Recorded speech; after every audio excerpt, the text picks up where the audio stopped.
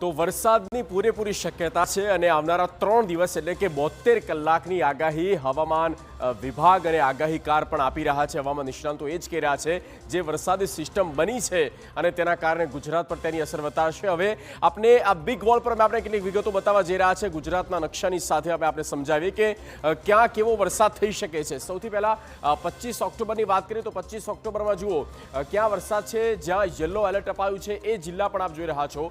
જ્યાં yellow alert અપાયું છે એટલે કે ખેડા, અરવલ્લી, ગાંધીનગર અને ઉત્તરનો જે પટ્ટો છે સાબરકાંઠા, મહેસાણા, બનાસકાંઠા અને પાટણ, આ 6-7 જિલ્લાને બાદ કરતા બાકીના તમામ જિલ્લામાં યલો એલર્ટ અપાયું છે। એટલે કે દક્ષિણ ગુજરાતથી લઈને આખો સૌરાષ્ટ્ર અને કચ્છ રિજન સુધી અતિ ભારે વરસાદ થઈ શકે છે। યલો એલર્ટ એ જ સંકેત આપે છે, સિગ્નલ આપે છે કે 3 થી 5 ઇંચ સુધી વરસાદ વરસી શકે છે। આ પ્રકારની આગાહી 25 ઓક્ટોબરના રોજ આપવામાં આવી છે। ત્યારબાદ વાત કરીશું 26 ઓક્ટોબરની, તો દિવસ બદલાય છે અને આ આગાહી જે આપ જુઓ કઈ રીતે જ્યાં પણ ગ્રીન ઝોન હતો એ પણ યલોમાં પરિવર્તિત થઈ ગયો છે। એટલે કે તમામ 34 જિલ્લામાં અતિ ભારે વરસાદની આગાહી આપવામાં આવી છે। એટલે કે 3 થી 5 ઇંચ સુધી વરસાદ ખાબકી શકે। ઘણા એવા વિસ્તારો પણ હોઈ શકે જ્યાં સામાન્ય વરસાદ એટલે કે છૂટો છવાયો વરસાદ પણ થઈ શકે છે।